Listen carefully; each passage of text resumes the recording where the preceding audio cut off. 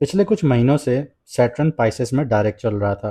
इस दौरान शायद आपकी ज़िंदगी में धीरे धीरे ऐसी तब्दीलियां आई होंगी जिन्हें आपने उस वक्त इतनी अहमियत ना दी हो। किसी के करियर का इम्तिहान हुआ होगा, किसी के रिश्तों में जिम्मेदारियां बढ़ गई होंगी और किसी को अपनी ज़िंदगी को नए अंदाज से ऑर्गेनाइज करना पड़ा होगा। लेकिन अब कहानी एक नए मोड़ पर आ गई है। 26 जुलाई 2026 को रात 11:14 पर सैटर्न रेट्रोग्रेड हो चुका। अक्सर लोग सैटर्न रेट्रोग्रेड को सिर्फ डिलेज या प्रॉब्लम से जोड़कर देखते हैं, लेकिन क्लासिकल वैदिक एस्ट्रोलॉजी के मुताबिक सैटर्न रेट्रोग्रेड का असल मकसद सज़ा देना नहीं होता, बल्कि रिव्यू करवाना होता है। जो काम अधूरा रह गया था, जो जिम्मेदारियां नज़रअंदाज हुई और जो सबक अभी तक मुकम्मल नहीं हुआ, सैटर्न उसी चैप्टर को दोबारा खोलने आया है। लेकिन इस दफ़ा का सैटर्न जो रेट्रोग्रेड है, एक और वजह से बहुत ख़ास है। रेट्रोग्रेड की शुरू के चंद दिनों में मार्स टॉरस में मौजूद होगा और सैटर्न की तीसरी नज़र सीधी मार्स पर होगी। यानी इस ट्रांजिट की शुरुआत ही एक्शन और डिसिप्लिन के दरमियान एक ताकतवर तकरार से होगी। मार्स हर चीज़ में जल्दी करवाना चाहेगा, क्योंकि मार्स की नेचर ही एक्शन लेना है, जबकि सैटर्न हर कदम को वक्त, सब्र और प्लानिंग के साथ देखना चाहेगा। और फिर 2 अगस्त को मार्स जेमिनी में एंटर कर जाएगा। यानी सैटर्न रेट्रोग्रेड का पहला हफ्ता और उसके बाद का सफ़र एक जैसा नहीं रहेगा। इसके साथ साथ एक और बहुत अहम बात आपके लिए समझना ज़रूरी है। सैटर्न इस वक्त पाइसिस में है और पाइसिस जुपिटर का घर है। सिर्फ इतना ही नहीं, सैटर्न अपनी 10th नज़र से सजिटेरियस को देख रहा है और सजिटेरियस भी जुपिटर का घर है। यानी सैटर्न इस वक्त जुपिटर के दोनों घरों में कार्मिक हिसाब को एक्टिव कर चुका है। लेकिन जुपिटर भी खामोश नहीं है। जुपिटर अपनी सबसे ताकतवर पोजीशन में है, यानी कैंसर में एग्जॉल्टेड है और अपनी 9th एस्पेक्ट से 9th नज़र से सीधा पाइसेस में बैठे सैटर्न को देख रहा है। यानी एक तरफ सैटर्न अकाउंटेबिलिटी मांग रहा है और दूसरी तरफ जुपिटर हिकमत, रहनुमाई और बेहतर फैसले करने की सलाहियत भी दे रहा है। इस वीडियो में हम सिर्फ ये नहीं देखेंगे कि सैटर्न किस घर में बैठा है, हम ये भी समझेंगे कि सैटर्न की तीसरी, 7वीं और 10वीं जो नज़र है आपके मून साइन के किन घरों को एक्टिवेट कर रही है।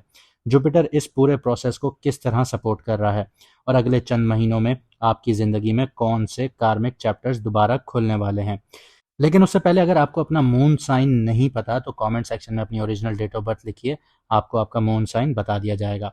और जो लोग ज़िंदगी की मुश्किलात से तंग हैं, करियर में अपलिफ्टमेंट नहीं मिल रही, प्रमोशंस नहीं हो रहे, ग्रोथ नहीं हो रही, बॉस तंग कर रहे हैं, घर के मसाइल चल रहे हैं, घरों में सुकून नहीं मिल रहा, पार्टनर के साथ अलाइनमेंट नहीं हो रही, तो स्क्रीन पे दिया गया व्हाट्सएप नंबर है, आप व्हाट्सएप पर मैसेज करके अपॉइंटमेंट बुक करवा सकते हैं। फीस 50% ऑफ है लिमिटेड टाइम के लिए और याद रखिएगा स्लॉट्स भी लिमिटेड होते हैं। तो आइए वैदिक एस्ट्रोलॉजी के असूलों के मुताबिक हर मून साइन के लिए सैटर्न रेट्रोग्रेड को गहराई से समझते हैं। अब बात करते हैं एक्वेरियस मून साइन वालों की। तो सैटर्न जो रेट्रोग्रेड हो रहा है वो आप लोगों के सेकंड हाउस में रेट्रोग्रेड हो रहा है। अब हिसाब बंद होने का वक्त आ गया है आप लोगों के लिए। जो बुनियाद पिछले सालों में रखी थी आप लोगों ने, अब सैटर्न उसी का नतीजा दिखाने वाला है आप लोगों को, क्योंकि सैटर्न टीचर भी है और जज भी है। तो वो आपके साथ स्ट्रिक्टनेस के साथ चला, लेकिन अगर आप लोगों ने नहीं समझा, जैसे हम कहते हैं कि बैक बेंचर्स थे बच्चे, तो अब सैटर्न ने जो है जज का गाउन पहन लिया है। अब वो जज की तरह एक्ट करेगा और सारा हिसाब किताब लेगा। तो अब अगर देखा जाए तो आप लोग साढ़े साथी के आखिरी फेज में हैं। अक्सर लोग समझते हैं कि साढ़े साथी का जो लास्ट फेज होता है वो बहुत आसान होता है, लेकिन असल में ये वो दौर होता है जहाँ सैटर्न दिखाता है कि पिछले सालों में आपने जो सबक सीखे हैं, क्या वाकई आप उन पर अमल भी कर रहे हैं कि नहीं। और ये आपके 8th हाउस को एक्टिव करता है, तो ये ट्रांसफॉर्मेशन का भी दौर होता है आपके साढ़े साथी का लास्ट फेज। इसके ऊपर आगे डिटेल में बताता हूँ मैं आपको। यहाँ पे सेकंड हाउस सिर्फ पैसे का घर नहीं होता, क्योंकि सेकंड हाउस में बैठा है सैटर्न, तो ये फैमिली सेविंग्स का घर है, स्पीच का है, वैल्यूज़ का है, आपकी फाइनेंशियल सिक्योरिटीज़ का भी घर है। सैटर्न रेट्रोग्रेड आपसे जो है एक बहुत सीधा सा सवाल करता है, आपने अपनी ज़िंदगी की बुनियाद कितनी ज़िम्मेदारी से बनाई है। अब ये चीज़ जो है ये आप कमेंट सेक्शन में मुझे ज़रूर बताइएगा। अगर फाइनेंशियल प्लानिंग स्ट्रांग होगी, अगर फैमिली की कदर की है, अगर अपनी वैल्यूज़ पर कॉम्प्रोमाइज़ नहीं किया, तो सैटर्न आपको मजबूत बुनियाद दे सकता है यहाँ पे। लेकिन अगर इन मामलात को नज़रअंदाज किया गया है तो अब उनका रिव्यू लाजमी होगा। साढ़े साथी के आखिरी मरहले की बात की जाए तो ये साढ़े साथी के क्लोजिंग चैप्टर हैं। यानी अब सैटर्न सिर्फ इम्तिहान नहीं ले रहा, फाइनल असेसमेंट कर रहा है। पिछले सालों में जो फाइनेंशियल डिसीजंस लिए आप लोगों ने, जो फैमिली रिस्पॉन्सिबिलिटीज़ निभाई या नज़रअंदाज की, जो वैल्यूज़ चूज़ की, अब उन सब का प्रैक्टिकल नतीजा सामने आ रहा है, यानी आपको डिग्री मिलने वाली है। ये दौर डरने का बिल्कुल भी नहीं है, बल्कि अपनी बुनियाद को परमानेंट बनाने का होगा। सैटर्न का अगर सेकंड हाउस में देखा जाए तो वो पैसे और फैमिली का भी रिव्यू करता है। सैटर्न आपकी सेविंग्स पैटर्न को रिव्यू करेगा, इनकम कैसे आ रही थी, कोई गलत काम तो नहीं किए, खर्चे कहाँ हो रहे थे, बजटिंग की नहीं की, फाइनेंशियल प्लानिंग कितनी मजबूत थी, ये सब चीज़ें हाईलाइट होंगी। फैमिली के अंदर भी कम्युनिकेशन और रिस्पॉन्सिबिलिटीज़ का इम्तिहान हो सकते हैं। कभी कभी सैटर्न सिर्फ पैसा नहीं, आपके लफ्ज़ों का भी इम्तिहान लेता है। क्यों? क्योंकि अगर आप अपने लफ्ज़ों से दूसरों का दिल दुखाते हैं, तो देखें अल्लाह ताला का निज़ाम है ना, कि अल्लाह ताला कहते हैं कि मैं दुनिया में भी बदला लूँगा और आखिरत में भी आप लोगों को जहन्नुम में डालूँगा। तो यहाँ पे इन्हीं लफ्ज़ों का हिसाब किताब होगा कि अगर आपने किसी का दिल दुखाया तो उनसे माफ़ी माँग लें। इसलिए बोलने से पहले सोचना और रिश्तों की कदर करना बहुत ज़रूरी होगा। अगर आप लोगों को आपके रिश्ते पसंद नहीं हैं तो उनको बुरा-भला बिल्कुल भी ना बोलें, आप साइड हो जाएँ। ये एक एथिकल वे होता है कि आपको किसी से साइड होना है।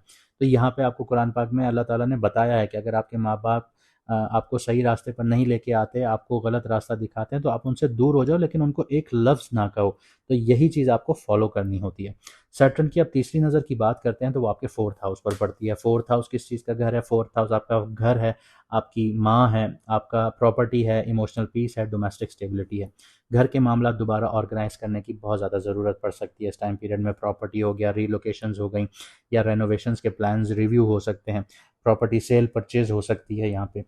अब मदर की जो हेल्थ है, उनका थोड़ा-सा बहुत ज़्यादा ख़्याल रखना हो सकता है, थोड़ा-सा नहीं बहुत ज़्यादा ख़्याल रखना पड़ सकता है। उनके साथ वक़्त गुज़ारना बहुत अहम हो सकता है। सैटर्न चाहता है कि बाहर की कामयाबी के साथ घर की बुनियाद भी मजबूत हो यहाँ पे। अब सैटर्न की सातवीं नज़र की बात करें तो वो आपके 8th हाउस पर पड़ती है, विर्गो पर। यहाँ पे शेयर्ड फाइनेंसेस हैं, ट्रांसफॉर्मेशन है, जैसे मैंने बात की थी शुरू में, टैक्सेस हैं, इंश्योरेंसेस हैं, हिडन मैटर्स हैं, इमोशनल हीलिंग है। यहाँ सैटर्न आपको फाइनेंशियल ट्रांसपेरेंसी और इमोशनल मैच्योरिटी सिखा रहा है। जॉइंट फाइनेंसेस, लोन्स या लीगल डॉक्यूमेंट्स को लाइटली नहीं लीजिएगा। पुराने इमोशनल बर्डन्स को रिलीज करना भी इस ट्रांजिट का हिस्सा हो सकता है। अब सैटर्न की 10वीं नज़र की बात की जाए तो वो सजिटेरियस पर पड़ती है, यानी कि आपके 11th हाउस पर। और आपका 11th हाउस जो है वो इनकम, आपके मुनाफे, आपके दोस्त, नेटवर्किंग, लॉन्ग टर्म गोल्स का घर है। सैटर्न यहाँ जो आपसे पूछ रहा है सेकेंडली, वो ये पूछता है कि क्या आपका जो गोल है वो रियलिटी पर मबनी है, या आप सिर्फ ख्याली पुलाव बना के बैठे हैं। हर नेटवर्किंग जो है वो अपॉर्चुनिटी फ़ायदेमंद साबित नहीं होती, अपॉर्चुनिटीज़ नहीं देती। हर दोस्ती जो है वो सिंसियर नहीं होती। कुछ लोग होते हैं कि दोस्ती की भेस में आपसे जेलसी रखते हैं, आपका बुरा चाहते हैं, लेकिन जो लोग आपके साथ रह जाएंगे वही आपके फ्यूचर का हिस्सा बनेंगे। इनकम धीरे धीरे स्टेबल हो सकती है, लेकिन मेहनत और कंसिस्टेंसी के साथ होंगी। और जो आपके दोस्त हैं, नेटवर्किंग है, वो इस टाइम पीरियड में फ़िल्टर आउट होते हुए चले जाएंगे। दोस्त आपके निकल जाएंगे, आपके नेटवर्किंग जो है वो निकल जाएगी। आपको लगेगा कि मैं सिर्फ अकेला खड़ा हूँ, तो यहाँ पे ये चीज़ें होंगी।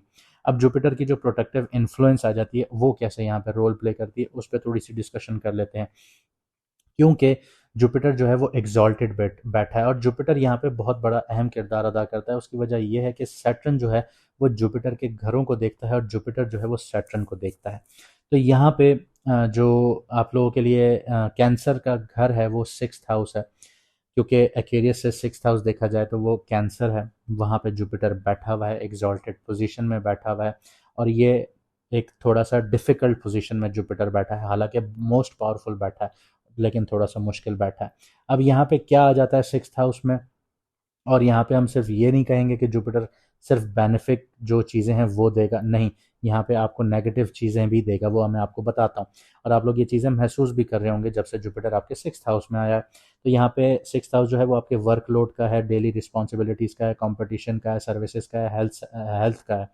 तो यहाँ पे जो चीज़ें एक्सपेंड हुई हैं वो आपके लिए, वो आपका वर्कलोड एक्सपेंड हुआ है, रिस्पॉन्सिबिलिटीज़ एक्सपेंड हुई हैं, पैसा नहीं आ रहा लेकिन चीज़ें एक्सपेंड हो रही हैं, कंपटीशन एक्सपेंड हो गया है, जेलसी आपके लिए जो है वो एक्सपेंड हो गई है, ऑफिस पॉलिटिक्स एक्सपेंड हो गई है आप लोगों के लिए। तो यहाँ पे अगर आप लोगों के लिए डिसिप्लिन होगा आपके अंदर, तो प्रॉब्लम सॉल्व होंगी, कंपटीशन पर गलबा आपको हासिल होगा, और रूटीन बेहतर होना शुरू हो जाएगी। तो यहाँ पे आपको डिसिप्लिन मेंटेन करना होगा। लेकिन अगर हेल्थ को इग्नोर किया, या रिस्पॉन्सिबिलिटी से भागना शुरू हुए तो वर्कलोड और प्रेशर भी बढ़ सकते हैं इस टाइम पीरियड में। इसलिए जुपिटर यहाँ प्रोटेक्शन के साथ रिस्पॉन्सिबिलिटीज़ भी बढ़ाता हुआ नजर आता है और अपनी 9th नज़र से सैटर्न को सपोर्ट करता है यहाँ पे। मसला सिर्फ मेहनत का नहीं है, सही निज़ाम के साथ मेहनत का होता है।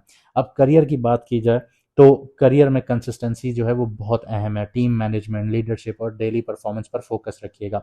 जो लोग service, health care, administration, consultancy या कॉरपोरेट फील्ड्स में हैं उन्हें ज़्यादा रिस्पॉन्सिबिलिटीज़ मिलना शुरू होंगी।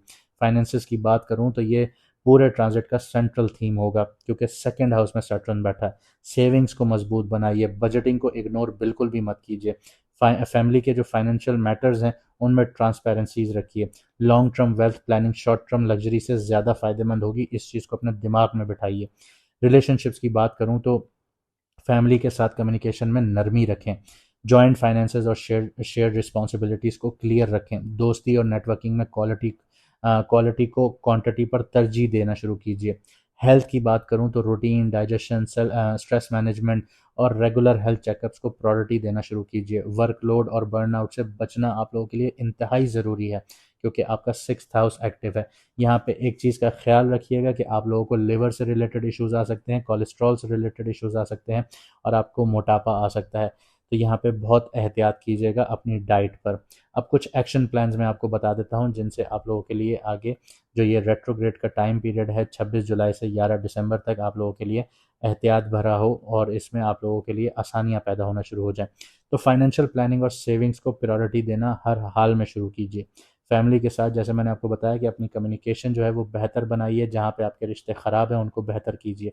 उनसे माफ़ी मांग के साइड हो जाइए, लेकिन इस तरह से बीच में ना छोड़िए वरना कार्मिक रिजल्ट्स आपको फेस करने पड़ेंगे।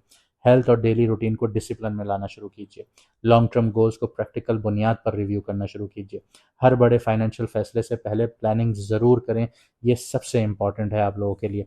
और अपनी हेल्थ पर ज़्यादा फोकस रखें। बॉडी सिग्नल दे रही है, फ़ौरन डॉक्टर पर विजिट कीजिए। उम्मीद करता हूँ आपको वीडियो पसंद आई होगी। अगर आप लोग अपॉइंटमेंट लेना चाहते हैं तो व्हाट्सएप का नंबर आपकी स्क्रीन पर आ रहा है, मैसेज करके अपना अपॉइंटमेंट बुक करवा लीजिए। फीस 50% ऑफ है और लिमिटेड टाइम पीरियड के लिए है और लिमिटेड स्लॉट्स हैं। मुझे दीजिए यहाँ से इजाज़त, मिलते हैं अगली वीडियो में सितारों के सफ़र पर।